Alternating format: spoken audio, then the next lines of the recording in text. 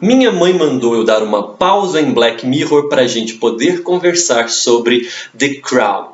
Crown. A Daniela está aqui do lado, ridicularizando o meu funk. E enquanto vocês analisam e avaliam se esse funk valeu a pena, foi bom, foi válido, vão ali onde está escrito inscrever-se, cliquem lá e assinem este canal. The Crown é uma série nova da Netflix. Netflix não patrocina este canal, mas deveria. Ó, Netflix, vamos aí, arrumar um patrocínio. Estou falando muito de vocês aqui. Netflix lançou esse drama sobre a realeza inglesa, sobre os primeiros anos do reinado da rainha Elizabeth II da Inglaterra. Eu acho fofo porque a Elizabeth é chamada na Wikipedia, se vocês forem procurar por ela, vocês vão achar como Isabel II da Inglaterra. Acho fofo. Rainha Isabel II. Mas não vamos falar aqui da era elizabetana número 2. Eu sempre falo de Shakespeare, que foi da era elizabetana número 1. Vamos aqui falar hoje sobre a era elizabetana número 2. E tá aí um dos motivos para vocês assistirem The Crown. Um deles é a dramaturgia fantástica desta série. Os ingleses têm uma tradição enorme de boa dramaturgia, Shakespeare, né? Mas eles têm uma tradição fantástica de bons dramaturgos, e isso se reflete também na escrita, seja para televisão, seja para filmes, seja para séries da Netflix. Ela tá toda hora olhando para minha franjinha, porque ela cai na minha testa e ela não gosta disso. Ela tem paura da minha franjinha. Então por isso que eu tô arrumando minha franjinha hoje. Fiquem atentos. Quando ela cair de novo eu terei que arrumar, porque ela olha. The Crown tem, além de uma dramaturgia muito perfeita, muito boa, um casting, um elenco de atores que é maravilhoso. É uma delícia assistir aquele povo atuando. Todos os atores.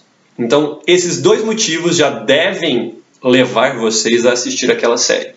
E para quem gosta de trama, a trama é boa. Para quem gosta de interpretação, a interpretação é boa. Para quem gosta de história, a história é boa, é bem contada, é tudo muito gostosinho.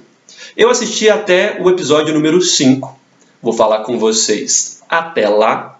Depois eu faço um outro vídeo falando dos outros episódios. Os episódios são longos, a história tem muita coisa acontecendo, então eu não vou conseguir falar muito sobre eles. Eu vou dar só umas pinceladas para ver se desperta em vocês, crianças, a vontade de ir lá assistir aqueles episódios deliciosos. O primeiro episódio é dramaturgia clássica, apresentação de personagens. Apresentam todas as personagens importantes. Só não apresentam uma que vai aparecer só no terceiro episódio. Mas é óbvio que ela era uma personagem surpresa, ela não poderia aparecer até lá, então não tem como apresentar ela. Mas apresentam todas as personagens. O Jorge VI, que era aquele rei gago, que tem aquele filme maravilhoso chamado O Discurso do Rei. Assista o Discurso do Rei. A Rainha Elizabeth, mulher do Jorge V e mãe da verdadeira Rainha Elizabeth. Depois ela vai virar Rainha Mãe. Essa é história e realeza é meio complicado, mas vai levando aí. A Princesa Elizabeth, enquanto princesa, e a Princesa Margaret. Essa é o núcleo da família real. Ainda tem a Rainha Mãe, a mãe do Jorge VI, a Rainha Mary de Teck, que é uma outra... ela é uma personagem muito, muito boa. Eles apresentam alguns dos serviçais da corte, apresentam o Philip, agora Duque de Edimburgo, futuramente Príncipe Philip, marido da Rainha Elizabeth, e apresentam o Churchill, Winston Churchill, que vai ser o primeiro-ministro durante o começo do governo da Elizabeth. Essas personagens, elas são muito bem delineadas, são muito bem mostradas em todos os quesitos que a gente vai precisar. Ela olhou de novo. Em todos os quesitos que vamos precisar saber, até precisar. Eu falei precisar. Freud explica, eu estou falando de príncipes e princesas. Nós vamos precisar saber até certo ponto. É o casamento da Elizabeth, a herdeira do trono. E para mim, de todas as cenas, a que eu acho mais fantástica, e é uma cena que eu gostaria que, se vocês assistirem, vocês reparem em como essa cena é bem construída, é justamente a cena do casamento, em que o Churchill Ele é introduzido assim. Nós ainda não conhecemos a personagem. Mas o Churchill, para quem não lembra da história, isso está acontecendo mais ou menos 50, 51, eu não tenho certeza, eu creio que foi 1951. Acabamos de sair da Segunda Guerra Mundial. E quem venceu a guerra não foi exatamente o Churchill, foram os soldados que estavam lá matando os alemães, mas o general por trás da guerra na parte inglesa é Winston Churchill. Então ele é um cara muito amado, ele é um político muito amado. E isso é demonstrado pela entrada dele no casamento. Ele faz se anunciar através de música. Ele entra como se ele fosse uma noiva. E só disso a gente já teria entendido. Mas tem uns diálogos que mostram mais ainda a importância e como ele sabe usar o povo a favor dele. Ele é um excelente político. E nisso se constrói muito bem essa personagem. Uma outra coisa que eu gosto de falar, que eu gostaria muito que vocês reparassem, o último diálogo do primeiro episódio. O rei Jorge... eu não falei que ia ter spoiler, né? Spoilers. Eu esqueci. O último diálogo entre o rei Jorge VI e o príncipe Philip. Na verdade, o duque de Edimburgo agora, casado com a Elizabeth. Em que ele diz que o serviço do Philip é servir a rainha. Também é um diálogo fantástico. E uma coisa interessante que vai começar nesse episódio e vai aparecer no próximo também. Eles gostam muito de mostrar a bunda do Philip. Eu não sei se existe alguma coisa entre aparecer a bunda do real príncipe Philip e a história, mas eles mostram muito a bunda do príncipe Philip neste seriado, nesta série. Vamos analisar, vamos procurar fotos da bunda do príncipe Philip real, para saber se isso existe mesmo. A gente faz de novo, porque eu esqueci de falar de spoiler. Não, a gente não vai fazer de novo. Então, da agora pra frente, já sabe, tem spoilers pra toda a banda. O segundo episódio, o que eu tinha notado de falar no segundo episódio? O que é isso? O segundo episódio. No segundo episódio, a princesa Elizabeth é enviada para passear pelo mundo, para visitar os outros países da Commonwealth, a união de países que forma a coroa inglesa. Ela vai representar o rei Jorge VI porque ele está doente. Ele tem câncer. E o episódio começa mostrando que a Elizabeth era uma mulher normal, ela era casada, morava em Malta, fazia festas, ela era uma pessoa tranquila, sabe, tipo, de boas. Mas, de repente, a vida dela muda, porque enquanto ela está no meio de uma viagem, o rei Jorge VI morre e ela é automaticamente elevada da posição de princesa para rainha. E todo esse episódio vai ser sobre essa revolução que acontece na vida de uma pessoa quando algo inesperado e tão impactante acontece. E esse episódio é muito, muito, muito bom em todos esses aspectos. De mostrar como uma pessoa que não é que ela não está preparada, mas é que você vê que existe um peso em cima da cabeça dela a partir do momento em que ela se percebe rainha. Ela não estava preparada para se perceber rainha. Essa viagem seria o começo do treinamento dela e ela foi pega de surpresa. E toda essa construção é muito bonita, muito boa, muito interessante. E isso enquanto ela recebe a notícia da morte do próprio pai. Então é toda uma coisa emotiva, linda, mas o melhor deste episódio. E é impossível você não amar o que acontece. A rainha Elizabeth chega, ela estava na Namíbia. Ela estava num país africano, agora eu creio que era Namíbia. Eu sei que ela estava em Nairobi. Nairobi, eu não sei qual é o país. Desculpa, Quênia? Acho que é Quênia. Não tenho certeza. Péssima pessoa eu. Mas eu acho que é Quênia. Ela estava em Nairobi. O importante é a cidade. Ela estava em Nairobi e viaja de volta para a Inglaterra. Num avião da Real Força Inglesa. Quando ela para em Londres, quando o avião desce em Londres, antes dela sair do avião já rainha, porque ela já é a rainha mãe, a mãe do Jorge VI, a avó dela, manda uma carta para ela. E essa carta, ela é simplesmente... é impossível haver tanta coisa bonita escrita assim. Tomara que tenha existido uma carta real daquela, porque merece que aquela carta seja verdadeira. A carta que a Maria de Teck envia para Elizabeth é de um poder, é de uma elevação. E tem uma frase que é fantástica. Na carta ela diz ela diz que agora morreu, ela não está de luto só pelo pai, ela está de luto pela Isabel de Mountbatten, que é o nome de civil da rainha. Porque essa pessoa também morreu. A Isabel de Mountbatten também morreu. Agora só existe a coroa. E a coroa vence. Em todas as ocasiões que ela tiver entre a Isabel pessoa e a rainha Elizabeth, a coroa vence. A coroa sempre vence. E o subplot, a subtrama deste episódio é Winston Churchill, o partido dele querendo derrubar ele, porque ele já está velho, então eles estão meio que tramando pelas costas. E para que isso não aconteça, ele faz um discurso lembrando do reinado do Jorge VI e um discurso falando da nova rainha. E esse discurso também é uma coisa, é um acontecimento. Daniela fez, a gente arrepia de ouvir aquilo. Assistam, nem que vocês vão só para essas duas partes, só ouçam a carta, só ouçam o discurso do Churchill. É perfeito. Ele fala que ele cresceu ele foi um jovem durante o reinado de uma rainha, Rainha Vitória, uma das maiores rainhas da história inglesa, da Rainha Vitória, e que ele não podia esperar para ouvir novamente o hino God Save the Queen. Não. Assim, eu já deveria parar por aqui e todo mundo ia assistir, mas eu ainda vou falar de mais 3 episódios. É rápido. Terceiro episódio chama-se Windsor. E aí nós juntamos já a primeira pista de boa dramaturgia dessa série. Windsor é o nome regnal, sei lá como se fala isso. O nome de família, da família real inglesa, Windsor. Então a Elizabeth se chama Elizabeth de Windsor.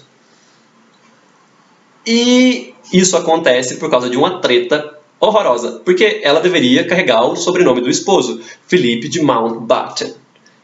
E ela seria Rainha Elizabeth de Mountbatten e a Casa Real Inglesa passaria a se chamar Casa Real de Mountbatten. E isso foi um fuá, porque o avô dela tinha mudado o nome da Casa Real para Windsor. Era um nome alemão, durante a Primeira Guerra teve umas tretas com os alemãos, vocês sabem. E aí eles mudaram do nome alemão para Windsor. E aí, como que eles vão fazer? Só os descendentes masculinos do Jorge V eram obrigados a ter como sobrenome Windsor. Os descendentes femininos não eram obrigados. Eles levavam o nome do esposo, como é normal em muitas culturas. E aí, o tio do Philip, que fez o Philip se casar com a Elizabeth, o próprio Philip, esperavam que a Casa Real passasse a se chamar Mountbatten. E aí tem uma treta política por trás disso. Mas a treta maior é a chegada do tio da Elizabeth, o antigo Eduardo VII, Eduardo VIII, acho que é Eduardo VIII, o antigo rei Eduardo, que renunciou e obrigou o irmão dele a se tornar rei. A Elizabeth nunca ia ser rainha, ela era sobrinha do rei. Mas o rei renunciou porque ele queria se casar com uma mulher divorciada, e ele renunciou por amor, e aí o irmão dele subiu ao trono, Jorge VI. E aí, esse cara, o tio da Elizabeth, ele ganhou um título, porque ele tinha sido rei, ele é da família real, então ele vai ganhar um título, porque é normal. E ele ficou conhecido como, ele ganhou o título de Duque de Windsor. Então, o título do episódio já une as duas ideias. A briga por causa do nome da família real e o retorno do rei. Isso é Senhor dos Anéis, eu sei, mas é o retorno do ex-rei.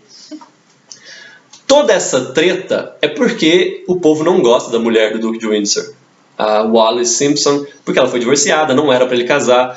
A Rainha Maria de Teck tem uma conversa fantástica. Todas as conversas da Rainha Maria de Teck são fantásticas. Ela é um personagem lindo. Ela e o Churchill são maravilhosos. Ela despreza o próprio filho porque ele não arcou com os deveres de ser rei. Ele preferiu abandonar tudo por amor, e isso não é certo. E aí ele fez o irmão dele, que não era para ser rei, e o irmão dele morreu de estresse, relaxa. Ele morreu porque ele era um fumante doido e teve câncer de pulmão. Mas provavelmente isso também teve levado por causa do estresse. Sei lá. Eu sei que ela não gosta muito do próprio filho. E tem toda uma treta, porque o tio volta e o tio é meio desprezado pela família. A mãe da Elizabeth odeia odeia o Duque de Windsor. O Duque de Windsor dá apelido para todo mundo da família. O apelido da Elizabeth é fofo, porque é Shirley Temple. Uma hora tem uma conversa dela com o Duque de Windsor e a rainha pergunta se eles chamam ela de Shirley Temple por causa dos cachinhos. Ela tem cachinhos no cabelo. Aí ele diz também, mas por causa da precocidade e do talento. Tirando um leite da rainha, né? Claro.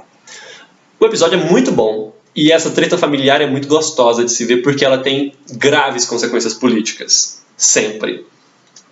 Mas vamos ao episódio 4, que, em termos de dramaturgia, é um dos episódios, é uma das coisas mais fantásticas que eu já vi serem feitas em televisão, em Netflix. Nós temos um tema atualíssimo que é a piora climática mundial. Níveis de carbono no ar e essas coisas. Como que nós vamos falar disso numa série que é um drama sobre a família real inglesa? Simples. Em 1952, houve um problema causado pela emissão de gases de carbono, queima de carvão nas indústrias ao redor de Londres. Londres ficou tomada por neblina e fumaça durante 3 dias. Não aparecia o sol. Na época, estimou-se que mais de 4 mil pessoas, entre 4 mil e 6 mil pessoas, morreram devido à intoxicação por causa do carvão, da queima de carvão. Hoje estima-se de 10 a 12 mil pessoas faleceram em decorrência de problemas respiratórios advindos disso. Olha que fantástica a sacada destes escritores. Eles pegaram um tema completamente atual e enfiaram numa série histórica. Isso é lindo. Isso é simplesmente lindo. E aí temos mais uma jogada de Churchill. Churchill é um político até o fim. Nesse episódio você vê a extensão do domínio político do Churchill. A beleza disso. Todos esses episódios, por favor, observem muito as sutilezas da atriz que faz a Rainha Elizabeth. Eu esqueci completamente o nome dela. As sutilezas de atuação dela. Distraiam-se um pouco das aparições da bunda do Philip e reparem em como ela consegue transicionar de uma mulher para uma rainha. E ela vai fazendo isso aos poucos. Isso vai sendo construído para e passo. Nesse episódio tem todo um problema em que ela pensa seriamente em demitir o Churchill do cargo de primeiro-ministro. E isso é um problema para os dois. E você vê esse embate pessoal e depois você não vê o embate real, você não vê a conversa deles. Ela só é referida em história, construída dramaturgicamente com perfeição. É uma filigrana. E chegamos ao último episódio que eu vou falar. A Daniela não sabe o que é uma filigrana, talvez vocês também não saibam. Filigrana é aqueles desenhinhos que tem em tapetes ou em roupas, que era fio de ouro, que era tudo desenhado. Sabe aqueles desenhos bem bonitinhos? Tipo em desenhos árabes tem os arabescos, nos desenhos ocidentais tem aquelas coisinhas, são as filigranas. Todas essas coisinhas pequenas e bem feitas, tipo um alfenim que é muito suave, uma filigrana. A Daniela está vendo aqui, está aqui fazendo isso. E o quinto episódio, que é o último que eu assisti, que é um episódio que... Todos os episódios eu fico emocionado esteticamente, este me emocionou emotivamente, por uma questão, a beleza da tradição. É a coroação da Rainha Elizabeth. Eu vou falar depois disso, porque primeiro eu vou concluir essa ideia da boa dramaturgia. Eu vou dar um exemplo simples da grande dramaturgia que é construída nesse episódio. Aliás, eu vou ter que dividir a ideia da dramaturgia em 2 partes, porque uma só vou poder falar no final, porque senão eu vou fazer um spoiler do spoiler e eu não gosto de dar spoiler dentro dos meus spoilers. No começo do episódio, a Elizabeth oferece ao Philip que ele participe da cerimônia de coroação, planejando a cerimônia. E ele diz que aceita ou tudo ou nada. Essa discussão começa enquanto eles estão se vestindo em casa, até eles saírem de casa e vão para um teatro assistir alguma coisa. E essa discussão continua no camarote real. Grande parte da cena é vista das costas deles, a gente vê as costas deles e o palco à frente, enquanto eles discutem essa questão de se o Philip vai participar ou não. No palco está acontecendo uma apresentação de balé. Tem uma bailarina dançando. E ela é atrapalhada por um cômico, um bufão, um cara totalmente trapalhão. E é perfeito como o diálogo entre a rainha bailarina e o Philip, o parvenu, o mal-nascido. Ele não é mal-nascido, ele é parente ele é filho dos reis da Grécia. Mas ele, nessas questões, ele é mais forasteiro. Ele até se refere a si mesmo como forasteiro durante a conversa. Durante uma outra conversa, na verdade. O não tão em inglês Philip, com as bufonadas dele, ele querendo fazer coisas muito estranhas. Isso vai se refletir durante todo o episódio. Mas essa cena é icônica, porque nós temos a imagem no palco e o diálogo aqui cruzado, em perfeita união. É muito bonito isso. É uma construção muito sutil e extremamente bem feita. E todo o episódio vai versar sobre as questões da coroação. O Philip tentando trazer algumas inovações boas. Ela foi televisionada, foi a primeira coroação televisionada da história. Algumas loucas, ele não queria se ajoelhar perante a rainha. E todos nós devemos nos ajoelhar perante a rainha. Mas todas essas discussões políticas e pessoais, porque isso é muito bom na série, eles mostram como a política se reflete na vida pessoal das pessoas. E isso é extremamente shakespeariano. Todas as peças do Shakespeare mostram sempre esse embate entre o público e o privado. Por isso é tudo muito bom, é tudo muito grandioso, tem tudo aquele poder que nos traga para dentro. E aí tem a cena da coroação. Toda a cena da coroação é linda. É linda. O Duque de Windsor, enquanto isso, está tentando ganhar uma grana porque ele acha que ele não recebe tanto dinheiro da Inglaterra, da família real, e ele tem que sustentar uma mulher que é uma socialite, a Wallis. E aí ele vai fazer uma capa de revista e eles tiram fotos, e isso, em 1950, é uma decadência para alguém que já foi rei. E aqui está um outro ponto de grande dramaturgia. O Duque de Windsor leva a jornalista para os quartos dele, o quarto pessoal dele, o escritório dele. E lá tem uma gaita de foles. A jornalista ri e acha engraçado. Fala, uma gaita de foles. O Duque, se eu não me engano, diz que toca. E a Wallis, que está junto, ela diz que ele sempre toca quando está com saudade de casa. Pronto, isso é no comecinho do episódio, você nem vai lembrar daquilo, porque isso é uma coisa besta, é uma passagem só episódica mesmo. A gente nem se dá conta disso. Tem toda a cena da coroação, a coroação é televisionada. O Duque de Windsor está em casa com a mulher e um bando de amigos desse povo rico que gosta de zoar de tudo, assistindo a coroação e tirando sarro de toda a cerimônia. E aí tem uma cena linda onde a Isabel vai ser ungida rainha com os olhos santos e a televisão não mostra, porque é um momento tão sagrado que ninguém pode ver. A série mostra isso pra gente. A gente não vai ficar sem ver. Então é legal de todo jeito. Mas essa cena é linda, linda, linda, linda. Termina a coroação, o Philip se ajoelha. Ele tem que se ajoelhar. A Isabel, finalmente você vê na cara dela que ela começou a sentir-se realmente rainha. Depois de tudo isso e desse tempo, já foi um ano que ela passou tentando, é um ano entre ela ascender ao trono e ser coroada. Mais de um ano, se eu não me engano. E tem essas treta tudo, e vai acontecendo tudo. A rainha Mary de Teck já está morta, infelizmente agora nós não teremos mais aquelas coisas lindas. Aliás, no episódio em que ela volta da viagem, em que o pai dela morreu, a cena em que a rainha Maria de Teck se ajoelha na frente dela... que cena perfeita! Que cena perfeita! Nós não teremos mais essas cenas perfeitas com a rainha Maria de Teck, mas temos a cena final do episódio. A cena final do episódio acontece no castelo do Duque de Windsor, que é na França.